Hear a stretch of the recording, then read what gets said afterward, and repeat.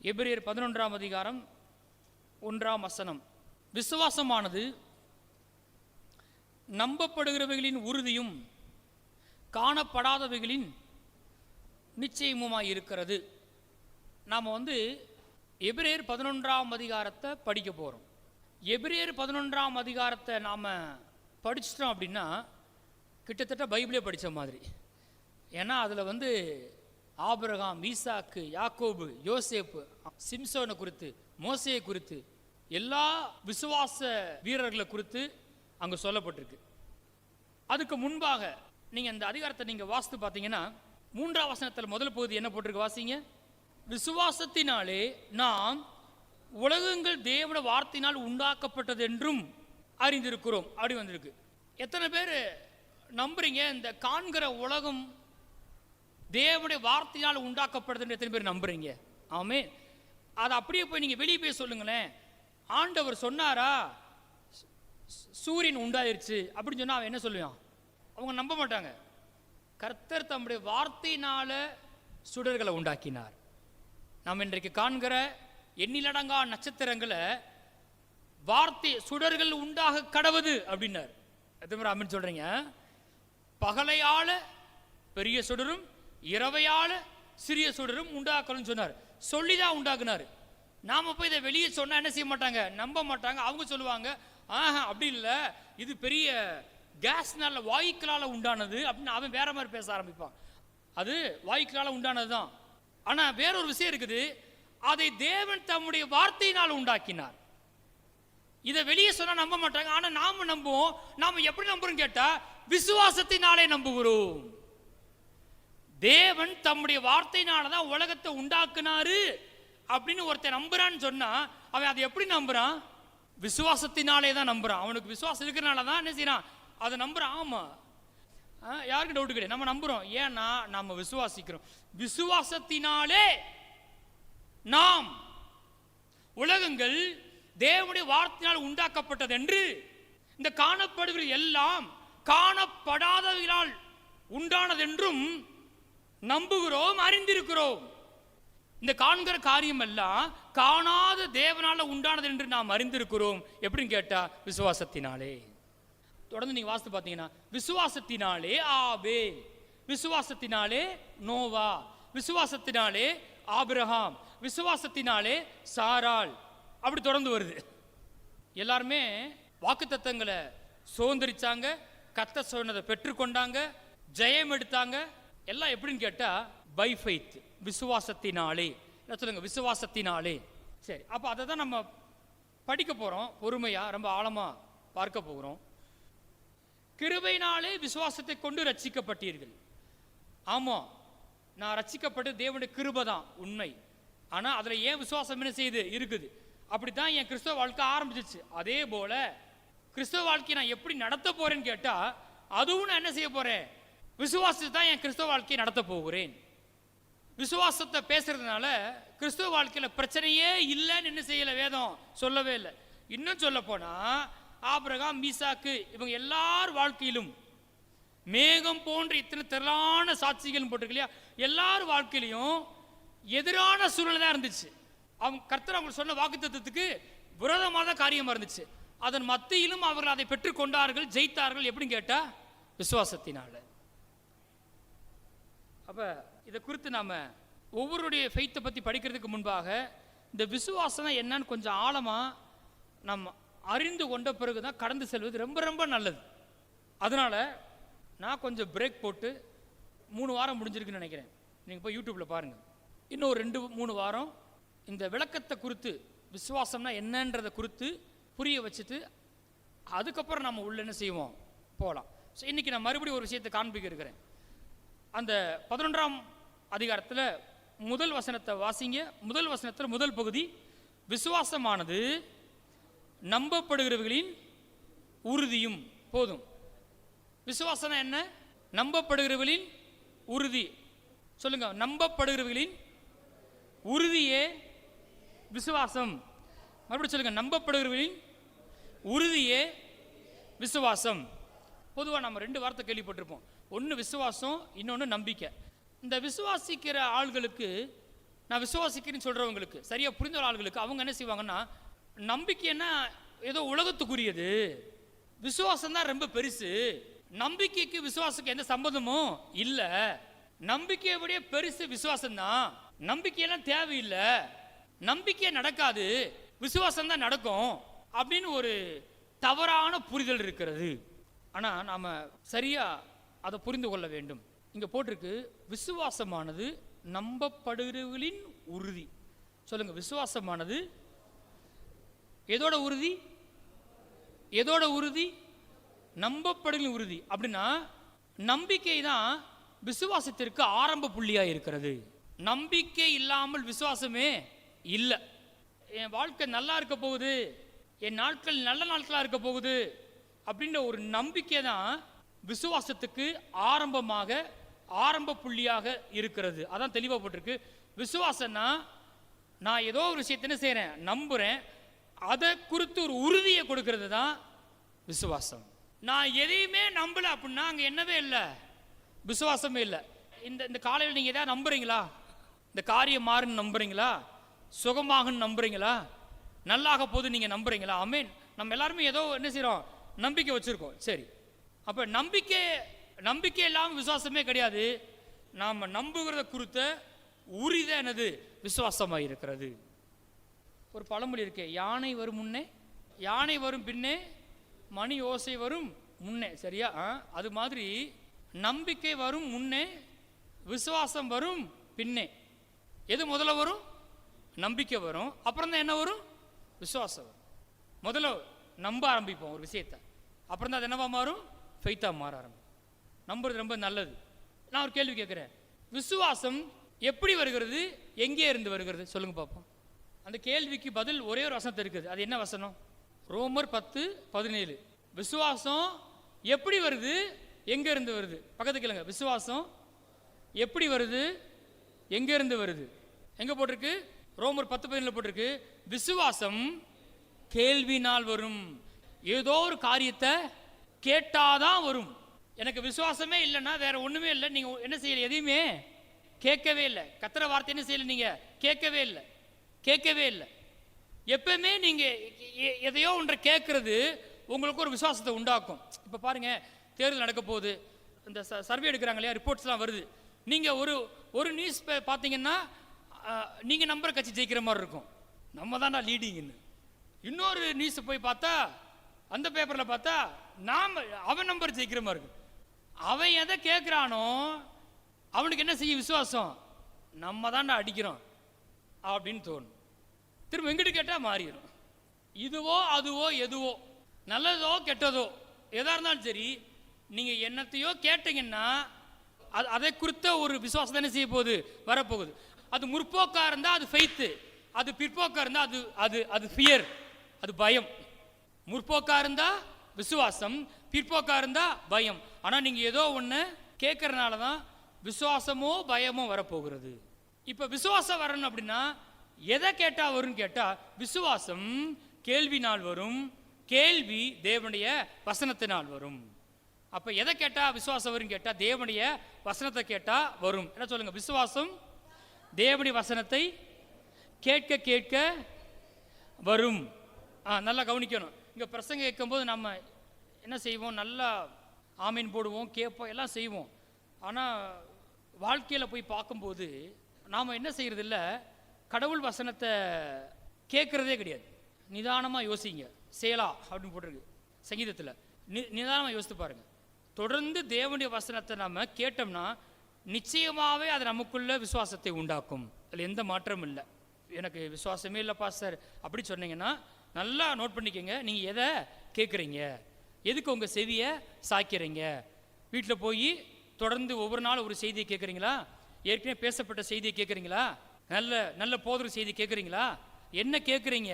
நான் கேட்கவே எதுவுமே கேட்க மாட்டேன், சண்டே மட்டும் தான் கேட்பேன், அப்படி ஃபெய்த் என்ன செய்யாது, வராது. கேட்ட சத்தியத்தை ரெக்கார்ட் பண்ணி ஏன் போறேன்னா அதை திரும்ப என்ன செய்யணும், கேட்கணும். மறுபடியும் சுகத்தை குறித்த சத்தியத்தை என்ன செய்யணும், திரும்ப கேட்கணும். கேட்கலன்னா விசுவாசம் என்ன செய்யாது, வராது. விசுவாசம் எப்படி வருது, விசுவாசம் எதிலிருந்து வருகிறது என்ற கேள்விக்கு எத்தனை பேருக்கு பதில் இப்போ தெரியும்? ஆமேன். விசுவாசம் கேட்கறனால வருது, அதுவும் தேவனுடைய வசனத்தை கேட்பதனால வருகிறது. சரி, இப்போ நான் கேட்கிறேன், விசுவாசத்துக்கு டெஃபினிஷன் சொல்லுங்க, விளக்கம் சொல்லுங்க. விசுவாசமானது நம்பப்படுகளின் உறுதி. அப்படின்னா நீங்க தேவனுடைய வசனத்தை கேட்ட உடனே முதல்ல உங்களுக்கு விசுவாசம் வருமா, நம்பிக்கை வருமா? கர்த்தருடைய வசனத்தை நம்ம கேட்ட உடனே முதலாவது நமக்கு என்ன வரும்? நம்பிக்கை தான் வரும். அப்ப நம்பிக்கைக்கு சோர்ஸ் எதுன்னு கேட்டால் கர்த்தருடைய வார்த்தை. சில நேரம் சோர்ந்து போய் சூழ்நிலாம் பார்த்துட்டு வந்து உட்காரும் போது என்னடான் இருக்கும். ஆனால் கர்த்தருடைய வசனத்தை கேட்ட உடனே எத்தனை பேருக்கு நம்பிக்கை உண்டாகுது? ஆமென். ஒரு பிரசங்கத்தை கேட்ட உடனே அப்படியே பெர்செப்ஷனே, கண்ணோட்டமே மாறிடுது. போச்சு, ஐயோ அதமானேன், ஆண்டவமாரே என்ன செய்வோம் அப்படின்னு சொன்ன இடத்துல கர்த்தருடைய வார்த்தை கேட்ட உடனே என்ன மாறிடுது? அப்படியே ஃபெய்த், அப்படி நம்பிக்கை உண்டாயிருது. சரி, காரியம் மாற முடியும் என்ற நம்பிக்கை என்ன செய்து உண்டாக ஆரம்பிக்கும். அப்ப நம்ம தேவனுடைய வார்த்தையை கேட்கும்போது முதல்ல நமக்குள்ள என்ன உண்டாகுது? ஒரு நம்பிக்கை உண்டாகுது. நம்முடைய எதிர்காலம் நல்லா ஆக முடியும் அப்படின்னு ஒரு படம் உண்டாகுது, ஒரு தரிசனம் உண்டாகுது, ஒரு ட்ரீம் உண்டாகுது, ஒரு கற்பனை உண்டாகுது. தேவனுடைய வசனத்தை எடுத்து வாசிக்கும் போது முதல்ல அது என்ன செய்யுது? ஒரு நம்பிக்கையை, ஒரு கண்களை ஏறெடுத்து பார்க்க வைக்குது, ஒரு படத்தை, ஒரு நிச்சயத்தை. நல்லாயிர முடியும், நீதிமானுடைய பாதை நடுப்பகல் வரைக்கும் அதிகமாக பிரகாசிக்கிற சூரிய பிரகாசம் போல இருக்கும் அப்படின்னு போட்டிருக்கு. அப்ப இந்த வசனத்தை கேட்கும்போது ஆமா, நான் குறுகி போவதில்லை, வர வர என்ன உண்டாகும்? பிரகாசம் உண்டாகும் அப்படின்ற ஒரு நம்பிக்கை உண்டாக ஆரம்பிக்கும். முதல் நம்பிக்கை தான் வரும். சரி, இப்போ நீங்கள் கொஞ்சம் யோசித்து பாருங்க. நீங்கள் பழைய ஏற்பாட்டை வாசித்து பார்த்தீங்கன்னா விசுவாசம் என்கிற வார்த்தையை ஒரு இடத்துல பார்க்கலாம், அவ்வளோதான். அதோட வித்தியாசத்தை நம்ம பார்ப்போம். இப்போ பழைய ஏற்பாட்டில் தேவன் ஒரு மனுஷத்தை அப்ரோச் பண்ணும்போது, தோற்கடிக்கப்பட்ட சூழ்நிலை இருக்கும் பொழுது, எதிரான சூழ்நிலை இருக்கும்போது அவங்களுக்கு எப்படி நம்பிக்கையை முதல்ல உண்டாக்குறான்னு கேட்டால் அவங்கள்ட்ட வந்து கர்த்தர் வார்த்தையை பேசுகிறார். உதாரணத்துக்கு நம்ம வாசிப்போமே, அங்கே எரேமியா 29:11 போங்க. நம்பிக்கைன்னா என்னன்னு அங்கே போட்டிருக்கு. நீங்கள் எதிர்பார்த்திருக்கும் முடிவை உங்களுக்கு கொடுக்கும்படிக்கு நான் உங்கள் பேரில் நினைத்திருக்க நினைவுகளை அறிவேன் என்று கர்த்தர் சொல்லுகிறார். அவைகள் தீமைக்கல்ல, சமாதானத்துக்கு ஏதுவான நினைவுகளே.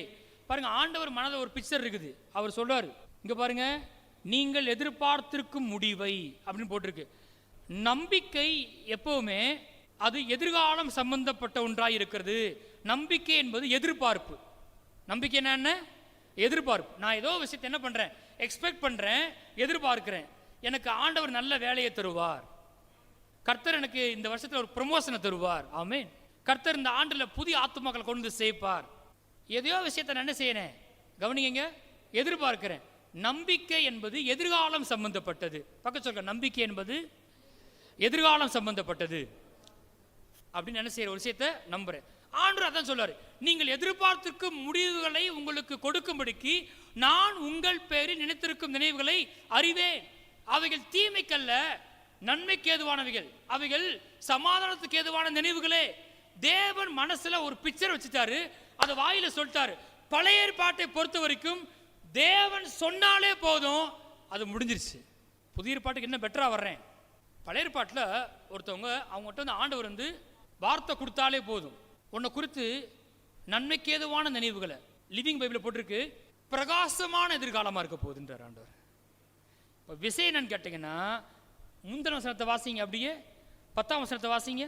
பாபிலோனிலே 70 வருஷம் நிறைவேறின பின்பு நான் உங்களை சந்தித்து உங்களை இவ்விடத்துக்கு திரும்பி வர பண்ணும்படிக்கு உங்கள் மேல் என் நல்வார்த்தையை நிறைவேற பண்ணுவேன் என்று கர்த்தர் சொல்லுகிறார்.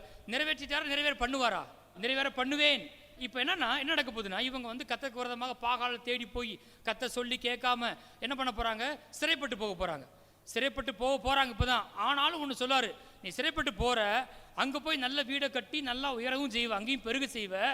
ஆனாலும் ஒன்று செய்வேன், அங்கிருந்து உன்னை மறுபடியும் என்ன செய்வேன்?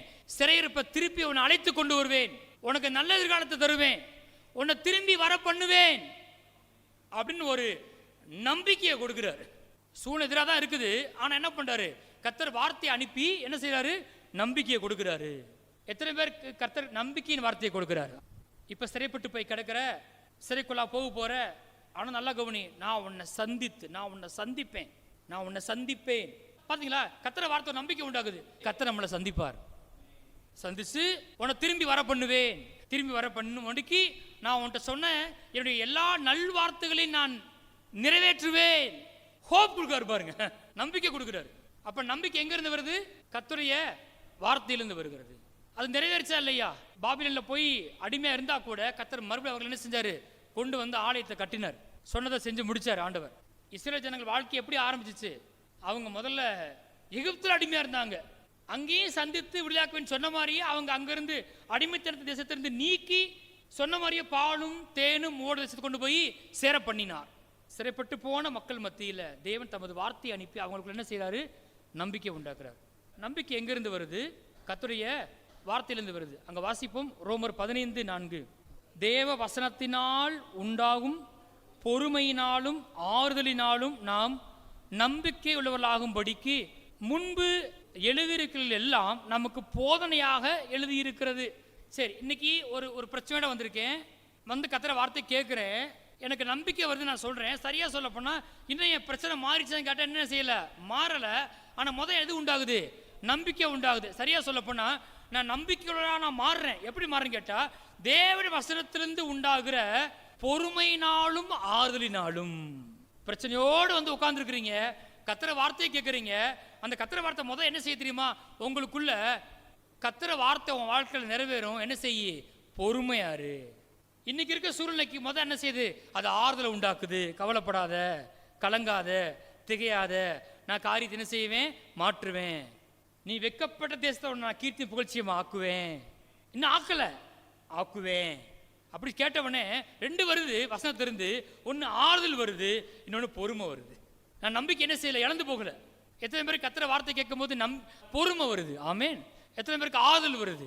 எதுக்கு பொறுமைன்னு கேட்டா, வாக்கு தத்தத்தை சோந்தரிப்பேன், கர்த்தர் எனக்கு சொன்னதை என்ன செய்வாரு? நிறைவேற்றுவாரு அப்படின்ற பொறுமைய, ஒரு ஆறுதலை வார்த்தை முதல்ல கொடுத்து என்னை நம்பிக்கையுள்ளவனாக மாற்றுகிறது.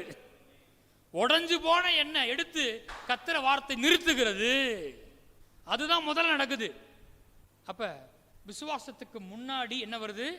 நம்பிக்கை வருது. பொதுவா நாம எத்தனை பேர்ட்ட கையில பைபிள் இருக்கு? பைபிள் இருக்கா? நமக்குள்ள ஆண்டவர் இருக்காரு, நம்ம கிட்ட பைபிள் இருக்கு. நான் கேட்கிறேன், வெளியே இருக்கிற ஆள்கள்கிட்ட ஆண்டவர் இருக்கு, பைபிள் இருக்கான்னு கேட்டா இல்ல. அவங்கள்ட்ட யார் இல்ல? ஆண்டவர் இல்ல. அவங்களுக்கு நம்பிக்கை இருக்குதா? சொல்லுங்க, இருக்குதா இல்லையா? இருக்குது. அவன் வாழ்க்கை எதில் ஓட்டுறான்? நம்பிக்கையில தான் ஓட்டுறான். அதை பொய்ன்னு சொல்லிட முடியாது. ஆனால் அவங்களும் என்ன பண்ணுறாங்க? ஒரு நம்பிக்கையில் தான் வாழ்க்கையை ஓட்டுறாங்க. நல்லாயிரும், சரி இன்னைக்கு பிரச்சனை இருக்க மாறிடும், காலம் பதில் இப்படிலாம் சொல்லுவாங்க பாருங்க. காலம் பதில் சொல்லும், காலம் காயத்தை மாற்றும் அப்படின்னு அவனே ஒன்று நம்புறான். அவங்களுக்கே ஒரு நம்பிக்கை இருக்குது. ஆனால் பைபிள் பேசுகிற நம்பிக்கை அதை விட மேலான நம்பிக்கையாக இருக்கிறது. அதை நான் காட்டுறேன். அவங்களே நம்பிக்கை இருக்கும்போது இந்த நம்பிக்கை வேற மாதிரியான நம்பிக்கை. அந்த நம்பிக்கைக்கு இந்த நம்பிக்கை பெரிய வித்தியாசம் இருக்கு. சொல்லுங்க, விசுவாசமானது நம்பப்படுகளின் உறுதியாக இருக்கிறது. சரியா? இப்போ நீங்கள் பொதுவாக ஒரு நம்பிக்கை நல்லாகும் அப்படின்றது வேற. நான் இப்போ சொன்ன மாதிரி கர்த்தர் வார்த்தை கேட்டவுடனே உங்களுக்கு ஒரு நம்பிக்கை வந்துருச்சு. இப்போ அந்த நம்பிக்கை அங்கேயே இருக்காது, அது என்னவா மாறும்? விசுவாசம் மாறும். நீங்கள் தொடர்ந்து வசனத்தை கேட்கும்போது, கேட்க தியானிக்க ஆரம்பிக்கும் போது, வசனத்திலிருந்து உண்டாகிற அந்த ஃபெய்த்து அதை ஒன்று செய்து, நான் உன்னை நம்ப ஆரம்பிச்சிட்டேன் இல்லையா, அதை உறுதியாக்கும். வெறுமனை நல்லாயிரும் அப்படின்றத தாண்டி விசுவாசம் ஒன்று செய்து, நம்பப்படுகளின் உறுதி தான் விசுவாசமாக இருக்கிறது. பிள்ளைங்க மேலா வாங்க எத்தனை பேர் நம்பிக்கிட்டு இருக்கீங்க? கரெக்டா? அது நம்பிக்கை இருக்கு இல்லையா? நான் சொல்கிறேன், விசுவாசம் வரும்போது அதை உறுதியாக்கும். கண்டிப்பாக அப்படி தான் ஆவாங்க. விசுவாசம்னா வேற, நம்பிக்கைனா வேற என்னமோ அப்படின்னு கிடையாது. கர்த்தருடைய வார்த்தையிலேருந்து தான் முதல் நம்பிக்கையை துளிர்க்கிறது. அது விசுவாசமாக மாறும். அது மாறும்போது என்ன ஆகுதுன்னா, அது திட நம்பிக்கையாக மாற்றுது, உறுதியான நம்பிக்கையாக மாறுது.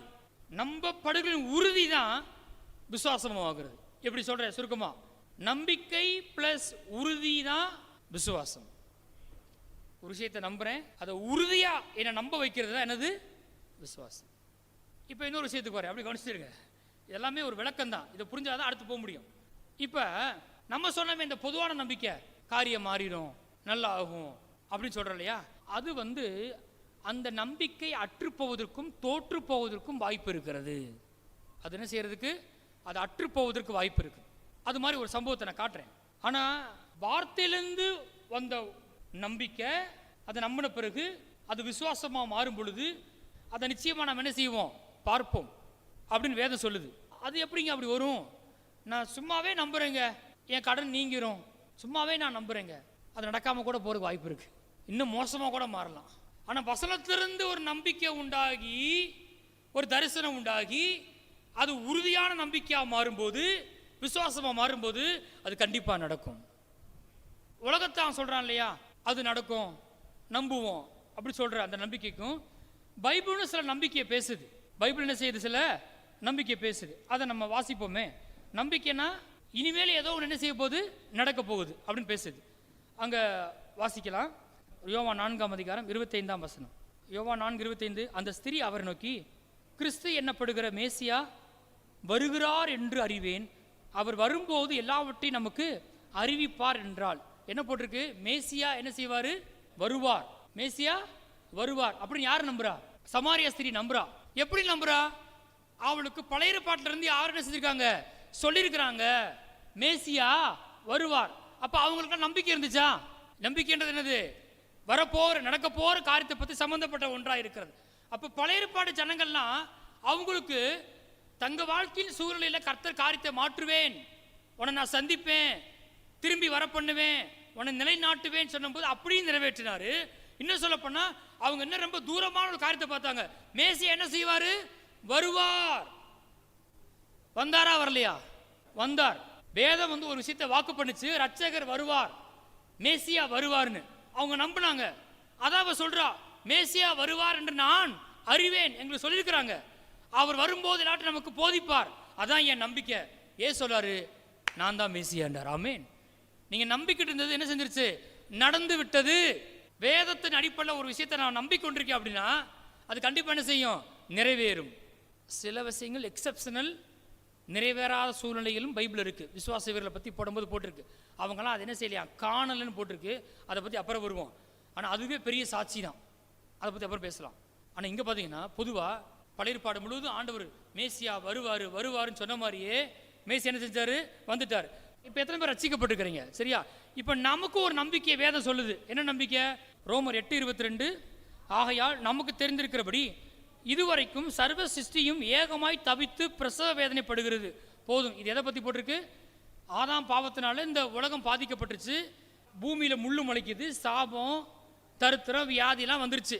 இந்த சர்வ சிருஷ்டியுமே என்ன செய்யுது? கர்த்தர் வருகைக்காக காத்திருக்கிறது.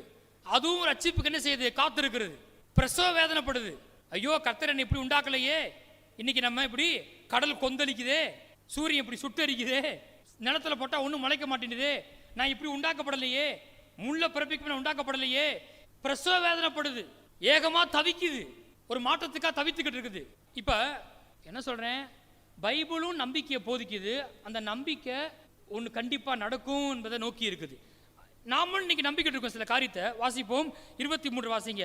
அதுவும் அல்லாமல் ஆவியின் முதற் பலன்களை பெற்ற நாமும் கூட நம்முடைய சரீர மீட்பாகிய புத்திர சுவிகாரம் வருகிறதுக்கு காத்திருந்து நமக்குள்ளே தவிக்கிறோம்.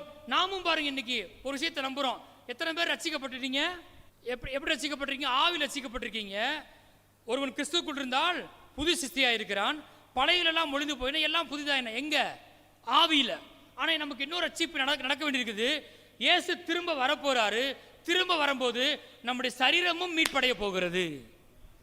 அது திட்டமா நடக்குமா நடக்காதா? கண்டிப்பா நடக்க போகுது. ஏற்கனவே வருவார் சொன்னப்ப வந்துட்டாரு.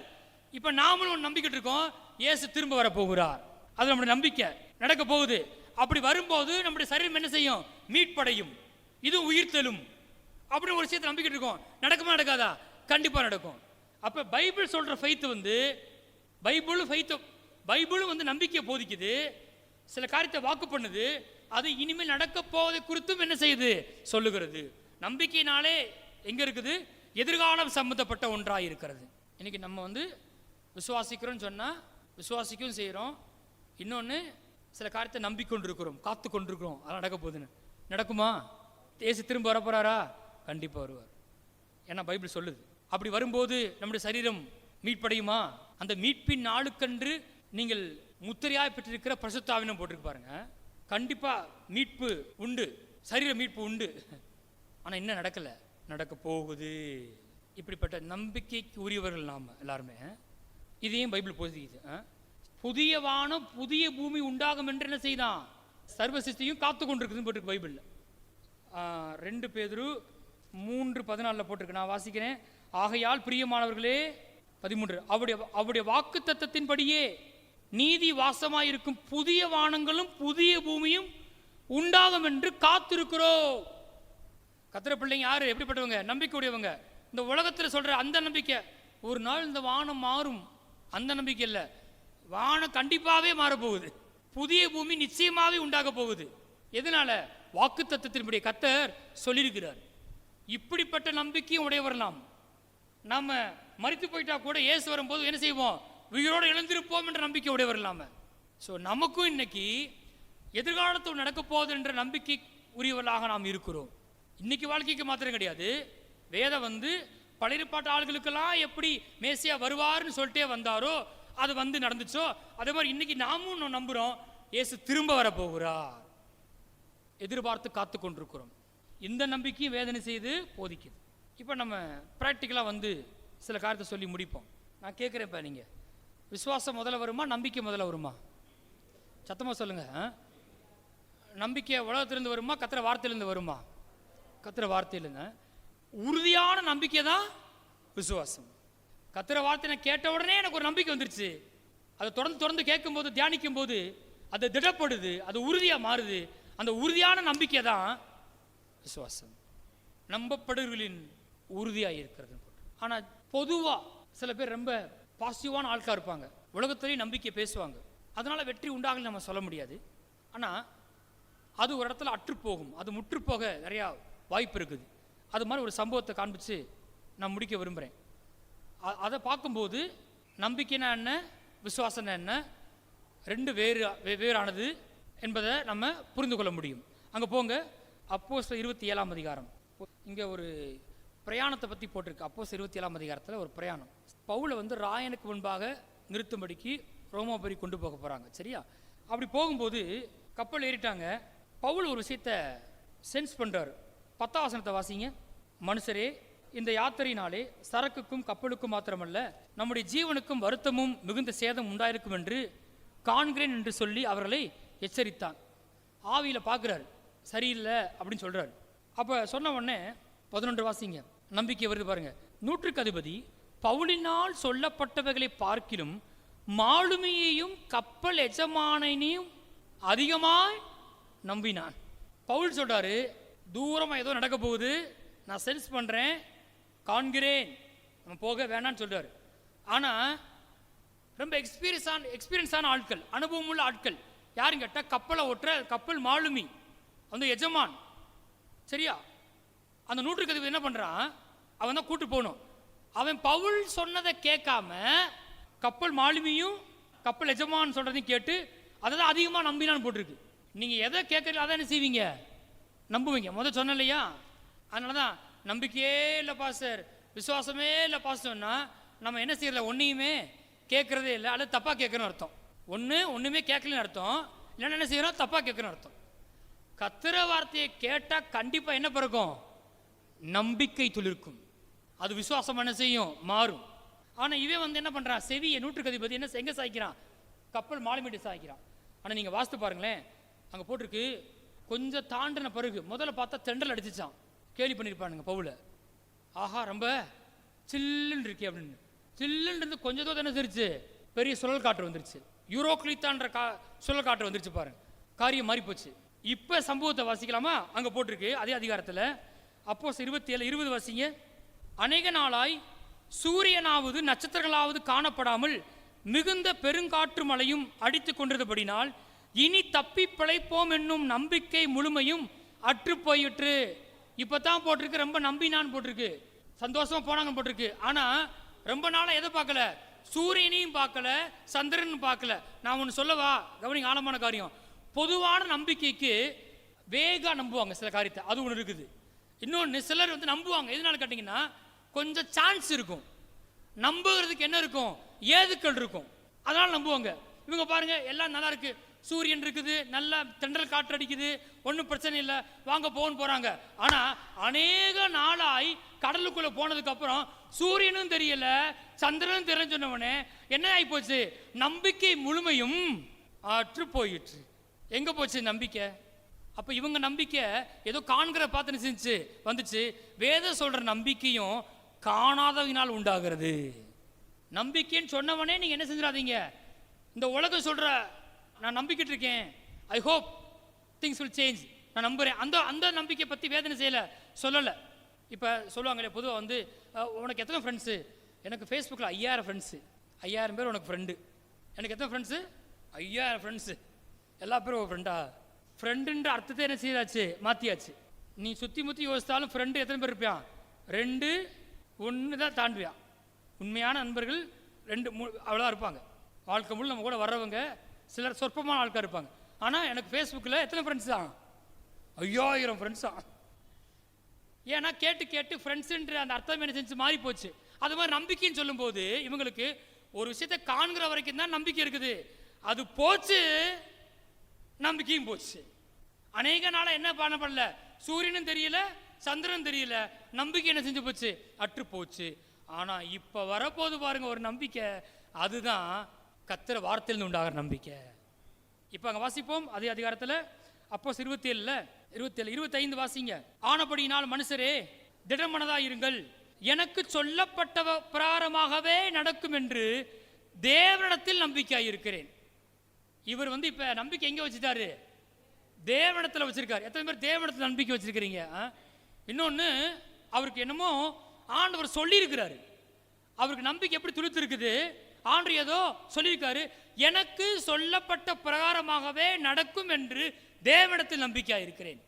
நம்பிக்கை யாருக்கு மேல இருக்குது? கர்த்தர் மேல இருக்கிறது. என்ன என்ன என்ன நம்பிக்கை?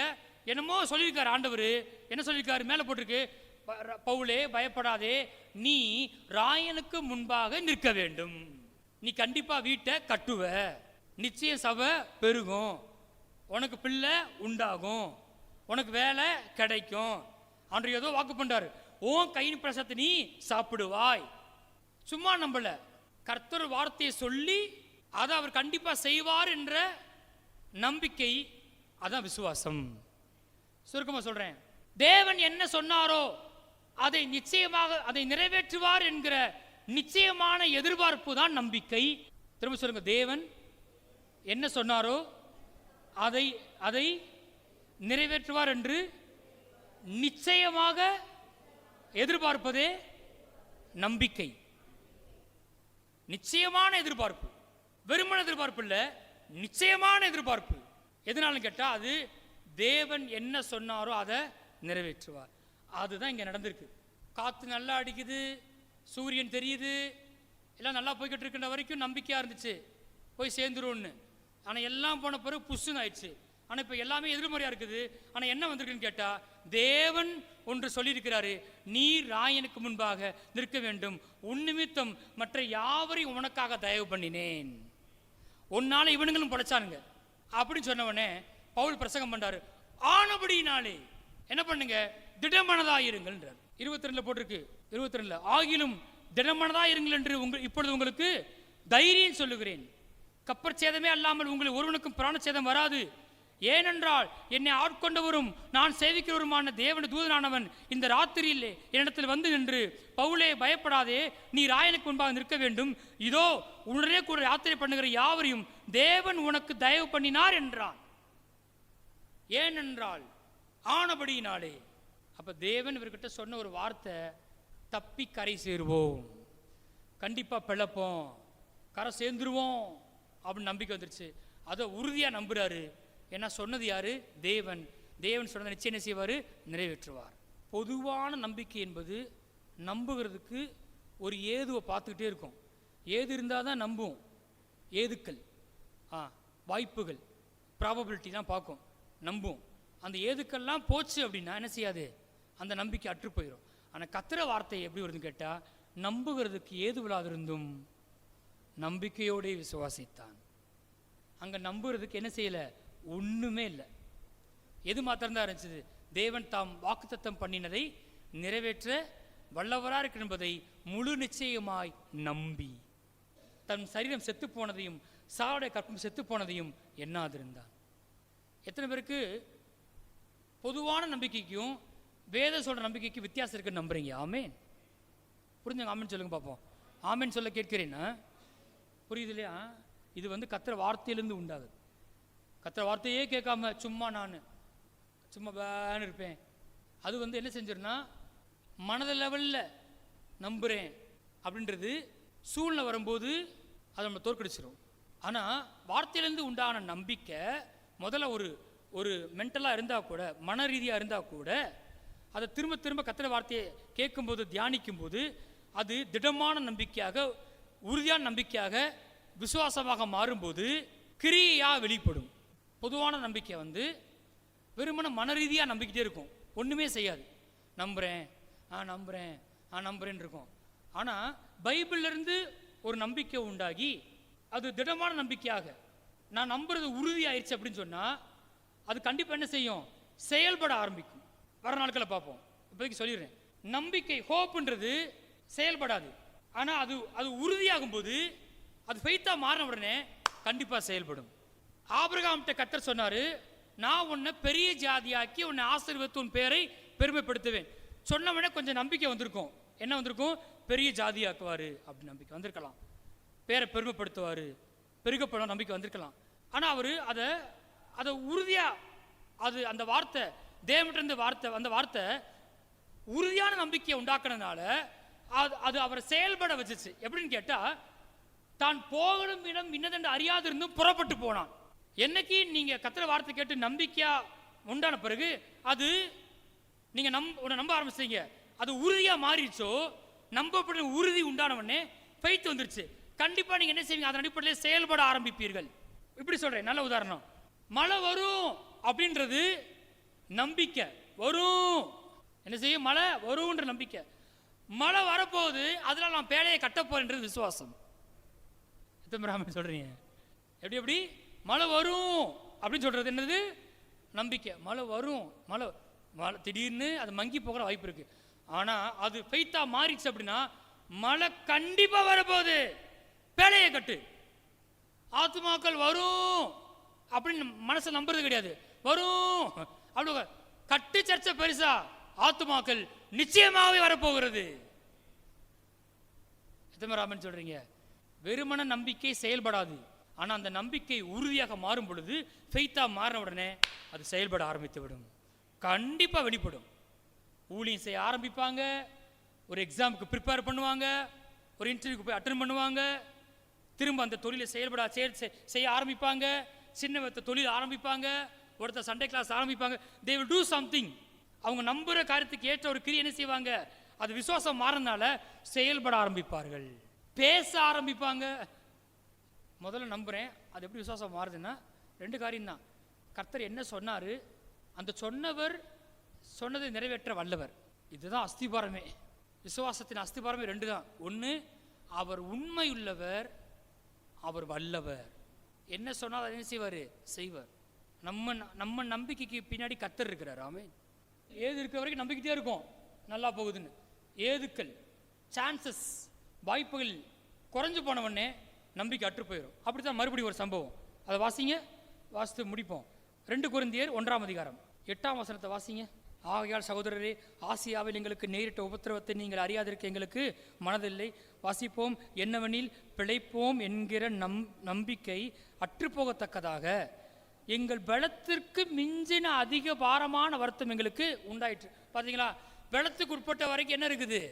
வாடா பார்த்துக்கலாம். பலத்துக்குள்ள இருக்கிற வரைக்கும் வாடா பார்த்துக்கலாம் அப்படின்னு தோணுது. பலத்துக்கு மிஞ்சின உடனே அந்த தன்னம்பிக்கை என்ன செஞ்சிருது? புஷ்ஷுன்னு ஆயிடுது. பலத்துக்கு மிஞ்சின அதிகமான பார வருத்தம் வந்துருச்சு. அப்போ சொல்லுவார், வாசிங்க. அதுதான் உண்மையான விஷயம்.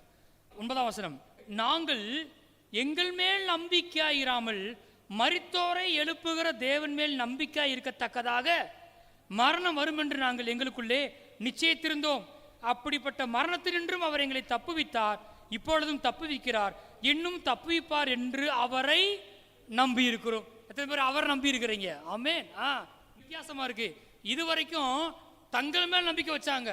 கொஞ்சம் பலத்துக்கு மிஞ்சின பாறை வந்து என்ன பண்ணிட்டாங்க? அச்சோ போச்சு போல, மறிச்சு போய் நினைக்கிறாங்க. ஆனா இப்பதான் கண்ணை திருப்புறாங்க. மரித்தோரை எழுப்புகிற தேவன் மேல் நம்பிக்கையா இருக்கத்தக்கதாக. இதுவரைக்கும் தங்கள் மேல் நம்பிக்கை வச்சவங்க எங்க வைக்கிறாங்க? கர்த்தர் மேல வைக்கிறாங்க. இப்ப சொல்றாங்க, இப்படி நம்பணும். நம்பின எங்களை அவர் தப்புவித்தார், இப்பொழுதும் தப்புவிக்கிறார், இன்னமும் தப்புவிப்பார் என்று அவரை நம்பி இருக்கிறோம். நம்பிக்கை இருக்குதா? இருக்குது. ஆனால் யார் மேலே இருக்குது? அவர் மேலே இருக்குது. பைபிள் சொல்கிற நம்பிக்கை வேற, உலகம் சொல்கிற பாப்போம் நம்புவோம் காலம் மாற்றும் அந்த நம்பிக்கை வேற. காலங்கள் மாறனால காரியம் என்ன செய்யாது? மாறாது. காரியத்தை மாற்றுகிறவர் கர்த்தர், சீசனையே மாற்றுகிறவர் கர்த்தர் தான். அந்த நபரை விட்டுறக்கூடாது. அப்போ மரித்தோரை எழுப்புகிற தேவன் மேல் நம்பிக்கையாக இருக்கத்தக்கதாக அப்படின்னு போட்டிருக்கு. ஸோ வசனத்தெல்லாம் கேட்கும்போது எத்தனை பேருக்கு உங்களுக்கு தேவன் மேல் நம்பிக்கை வருது? வசனத்தை கேட்கும்போது உங்களுக்குள்ள எத்தனை பேருக்கு கண்கள் ஏறெடுத்து எதிர்காலத்தை பார்க்க முடியுது? ஆமே, இதுதான் ஆரம்பம். இது கண்டிப்பாக என்னவா மாறும்? ஃபெய்த்தாக மாறும்.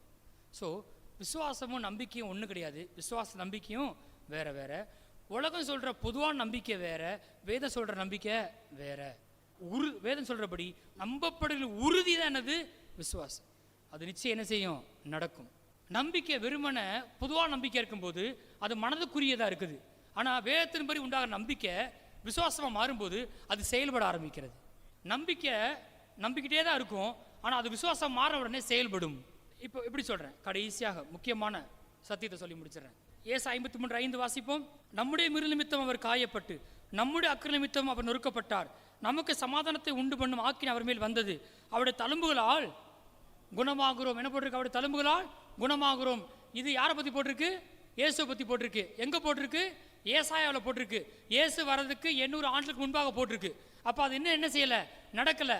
ஆனால் ஏசாயா பார்க்கிறாரு, நம்ம பாவத்துக்காக இயேசு தண்டிக்கப்படுறாரு, நம்ம தண்டனை அவர் மேலே வந்துச்சு, அதனால அவருடைய தழும்புகள் என்னவாகிறோம்? குணமாவதை பார்க்கிறார். குணமாகிறோம் அப்படின்னு பார்க்குறாரு. குணமாகதை பார்க்குறாரு, நடக்க போகிறத பார்க்குறாரு. அது உண்மையிலேயே பைபிள்லேருந்து உண்டாகிற நம்பிக்கை தான். அது நடக்க போகிற ஒன்று தான், ஆனால் இனிமேல் நடக்க போகிற ஒன்று. ஆனால் புதிய ஏற்பாட்டில் போட்டிருக்கு, வாசிங்க. 1 பேதுரு 2:24, நாம் பாவங்களுக்கு செத்து நீதிக்கு பிழைத்திருக்கும்படிக்கு அவர் தாமே தமது சரீரத்திலே நம்முடைய பாவங்களை சிலுவையின் மேல் சுமப்பார். அப்படியே போட்டிருக்கு. என்ன போட்டிருக்கு? சுமந்தார். அதனால அவருடைய தழும்புகளால் குணமானீர்கள். இதுதான் ஃபெய்த். நம்பிக்கைக்கு விசுவாசத்துக்கு இன்னொரு வித்தியாசம் இருக்குது. நம்பிக்கை என்பது எதிர்கால சம்பந்தப்பட்டது. விசுவாசம் ஏற்கனவே முடிந்த காரியங்களை நம்புகிறதா இருக்கிறது. பாருங்க, இன்னைக்கு பிரசங்கம் முழுவதுமே நீங்க பொறுமையாக கேட்டீங்கன்னா நிறைய வித்தியாசங்களை விளக்கங்களை அறிந்து கொள்வீங்க. இது மட்டும் சொல்லிட முடியாது. அதாவது நம்பிக்கை எதிர்கால சம்பந்தப்பட்டது, விசுவாசம் என்பது நடந்து முடிந்த ஒன்றின் மீது நம்ம வைக்கிற ஒன்றாக இருக்கிறது. சுகமாவேன்றது ஒரு வகையில் நம்பிக்கை தான். சுகமாயிருவேன், நம்பிக்கை சரிதான். அது அப்படி ஆரம்பிக்கும் முதல்ல கேட்கும்போது. ஆனால் பழைய ஏற்பாட்டில் அப்படி இருந்திருந்தா கூட, நான் உன்னை குணமாக்குவேன் அப்படி சொன்னவொடனே கர்த்தனை குணமாக்குவார்னு சொல்றது சரி.